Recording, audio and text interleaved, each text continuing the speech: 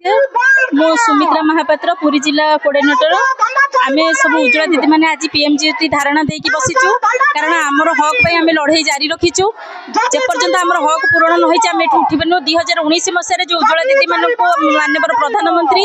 धर्मेंद्र प्रधान भाई आमको रखी आमको प्रतिश्रुति देते जे आम तुमको दरमा देवु ड्रेस कोड देवु तुमको स्थायी निजुक्ति देवु कि कौन आज पर्यटन 7 वर्ष होगला आम कम करुचु सत कि आमको कौन दरमा पाइनु कि पारिश्रमिक पाऊनी कि कौन जिनिस आम पाइनु बार बार दौड़ा पर भी आम कौन जिन जपर्यंत न पाइलु आम आज पीएमजी छक धारणा देचु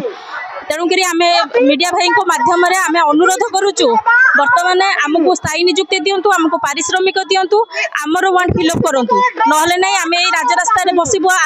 सब आम धर्मघट करूँ अनशन आम बसबू धन्यवाद। मो वास्तुविद पंडित ललित किशोर महापात्र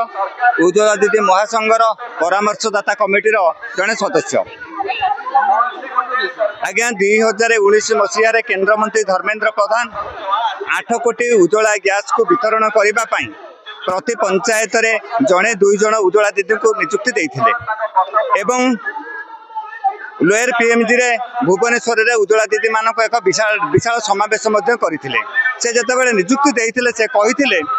जे प्रत्येक उज्ज्वला दीदी को मु कर्म नियुक्ति योजना रे शामिल करी ड्रेस कोड रो व्यवस्था करी सरकारी योजना अंतर्भुक्त करी एवं मासक 15,000 टंकार वेतन देवी आपण मैंने जो गाँ गली में बुलिकी कम दाम करुवे कौटी झुंटिकी पड़ीजे मरीजे एवं से 5 लाख टंकार गोटे बीमा भुक्त आपण मानक करेबी बड़ दुख एवं परितापर विषय या भितर 5-7 वर्ष उज्ज्वला दीदी मैंने बारंबार आसी गणधारणा देउछंती एटी विजु जनता दलर सरकार थिला तेणु जितेबाला धर्मेंद्र प्रधान को नियुक्ति देते सरकार कर्णपात कला ना बीजेडी सरकार निर्वाचन पूर्वर आमर दीदी मैंने आसी मनमोहन सामल को भेटी मनमोहन सामल महोदय कही आमर डबल इंजिन सरकार आसिले आम मासिक 15,000 टंका वेतन देवु कर्म नियुक्ति योजना रे सामिल करूँ एवं प्रत्येक उज्ज्वला दीदी को ड्रेस कोड व्यवस्था करूँ किंतु बड़ा दुख परितापर विषय ए भितर सरकार आसी 6 मास बीती जाते सरकार कर्णपात करूना तेणु उज्ज्वला दीदी मैंने आज बहु संख्यार आसी राजरास्तार धारण देवाई बाध्य।